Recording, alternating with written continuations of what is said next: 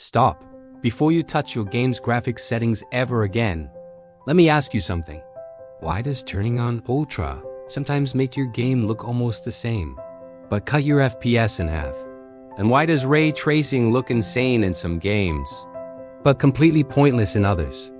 By the end of this video, you'll know what every major GPU setting actually does, which ones secretly destroy performance, and which ones give you free FPS. Let's fix your settings. ROY tracing. Imagine you're in a dark room with a flashlight. In real life, light bounces off walls. It reflects in mirrors, it creates shadows. Normal game lighting kind of fakes this. Ray tracing actually simulates how light travels and bounces. So when you see water reflecting buildings, glass reflecting neon lights, proper shadows under cars, that's ray tracing working. Now, here's the important part. If your game is full of glass, water, shiny floors, neon lights, ray tracing looks amazing. But if you're in a grassy field, a desert, a foggy battlefield, the difference is tiny and your FPS still drops. So ray tracing equals better lighting, but equals heavy GPU usage. And we're just getting started. Path tracing. Now imagine ray tracing, but for everything that's path tracing, instead of improving certain reflections. It calculates lighting for the entire scene. This can make games look almost real. Like, is this real life? Real. But here's the problem. It absolutely destroys FPS. Even high-end GPUs struggle, so unless you're taking screenshots, most people skip it. And now comes something that can fix your FPS. DLSS. Let's say you're playing in 4K. 4K means your GPU renders over 8 million pixels every frame. That's insane. So what does DLSS do instead of rendering in 4K? Your GPU renders in 1080p. Then I upscales it to look like 4K. So GPU works less, FPS goes up, it still looks sharp. It's basically smart fake 4K, and most of the time, you won't even notice the difference. Unless you pause and zoom in. But wait, sometimes DLSS can cause slight blur, tiny visual glitches. Still worth it? For most people, yes. Especially if you use ray tracing, FSR. Now, if you don't have NVIDIA, there's FSR. Same idea. Render lower gives upscale, gives boost FPS. Main difference? FSR works on AMD GPUs, NVIDIA GPUs. Image quality is sometimes slightly softer than DLSS, but free FPS is free FPS. And speaking of fake things, let's talk about fake frames. Frame generation.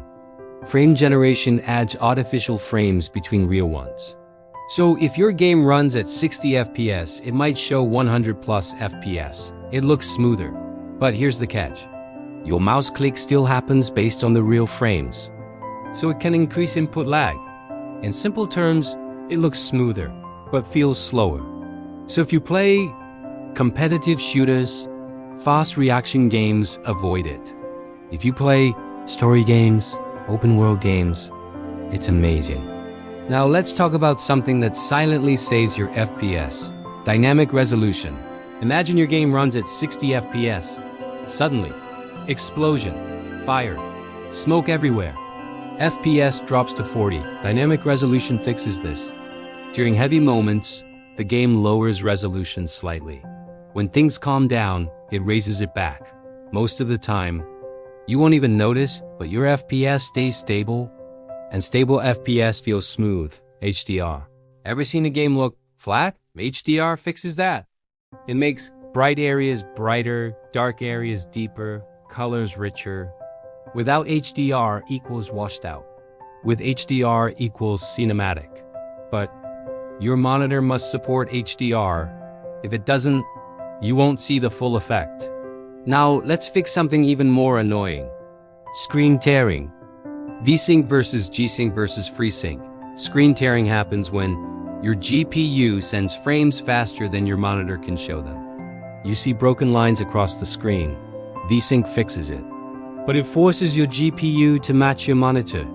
That can increase input lag. Then came G-Sync, NVIDIA, FreeSync, AMD.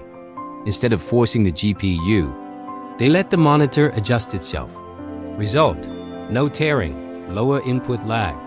But you need a compatible monitor. Now let's clean up those ugly edges. Anti-aliasing. Have you noticed jagged edges on objects like stair-shaped lines?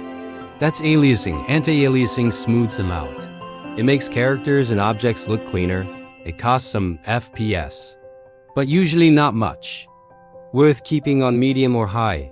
Now let's make distant textures sharp. Anisotropic filtering. When you look down a long road, close equals sharp, far equals blurry. Anisotropic filtering keeps distant textures clear. It barely hurts performance. So just turn it up. Easy win. Texture quality.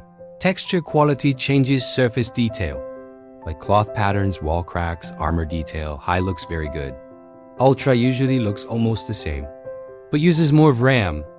So most smart gamers choose high, not ultra. And finally, for streamers, NVENC. When you stream, your CPU usually handles encoding. That lowers FPS. NVENC uses a dedicated chip inside NVIDIA GPUs. So CPU stays free, FPS stays higher, stream looks clean. If you stream and have NVIDIA, use it. So here's the simple rule. Want maximum FPS? Turn off ray tracing, use DLSS or FSR. Keep textures on high. Avoid frame generation for competitive games. Want best visuals? Turn on ray tracing, use DLSS quality. Enable HDR, use high textures. Now you're no longer guessing. You actually understand what these settings do. And that's how you control your GPU, instead of letting your GPU control you. Please subscribe, share, and comment. See you in the next video.